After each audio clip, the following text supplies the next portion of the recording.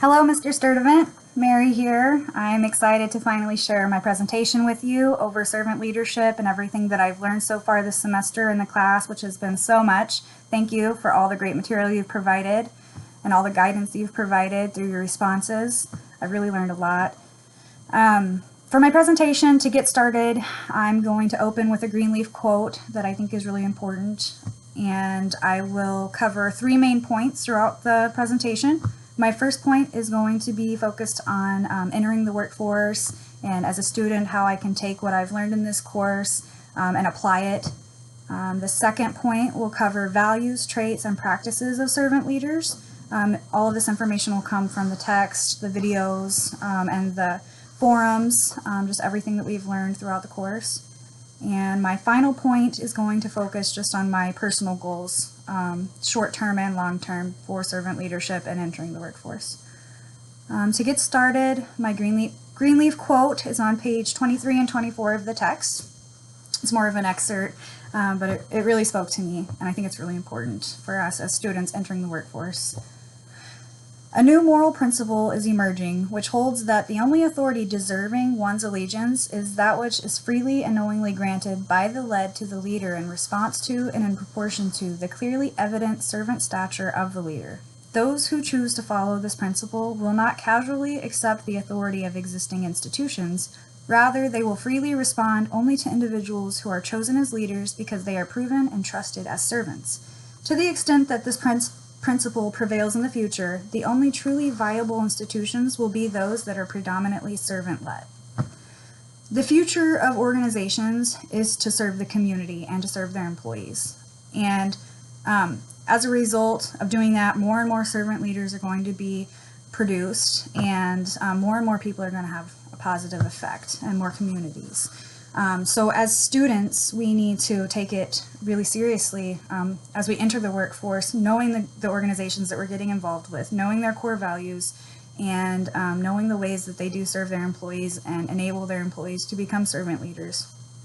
ModernServantLeader.com shared a list of modern organizations that have been voted at the top for servant leadership. I just wanted to share some of the more popular ones. They're the ones that I recognized. Zappos, The Container Store, Whole Foods, Quick Trip, Aflac, Marriott, Nordstrom's, Men's Warehouse, Starbucks. These were all examples that were provided. I think that it's just really important to know and understand as students.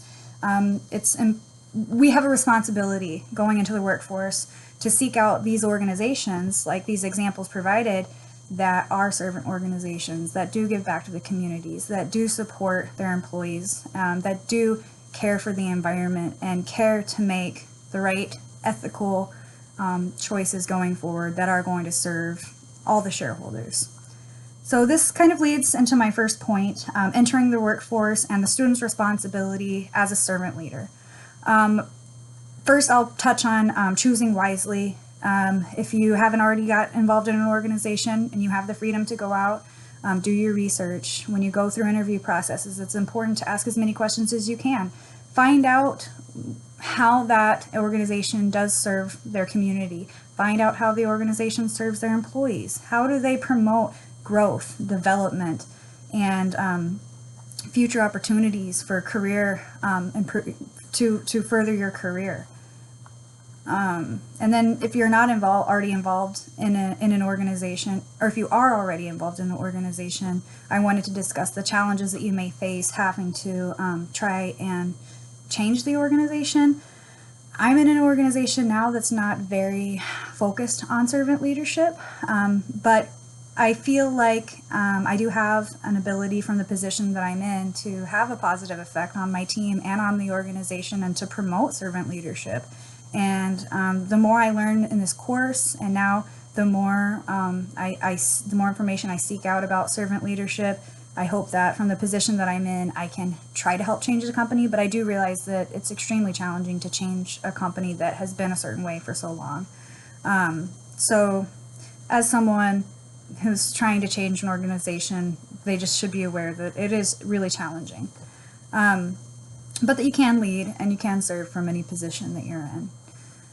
Current challenges of a servant leader in our area, in the climate of business, is that it's quickly changing. Technology is constantly evolving. We work in a really diverse workplace, diverse culturally, gender, and generations. There's many generations, so there's communication barriers. There's a lot of challenges that come with servant leadership. So it's really important to have a solid understanding of what servant leadership is and how to behave like a servant leader and what a servant organization looks like, so that we can better ourselves and help to better the organization. And that kind of leads into my second point, just knowing what are the values, what are the traits, and what is the behavior and practices of servant leaders. So to get started, some values: trust, humility, motivation, constant improvement, being ethical in everything that you do, in every decision that you make. Supporting the values of the organization. This last one really stood out to me just because, again, choosing the right organization to get involved with.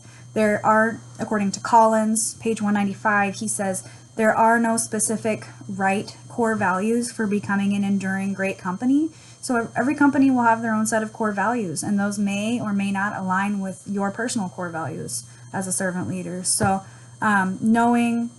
seeking out what those values are is really important when making employment decisions.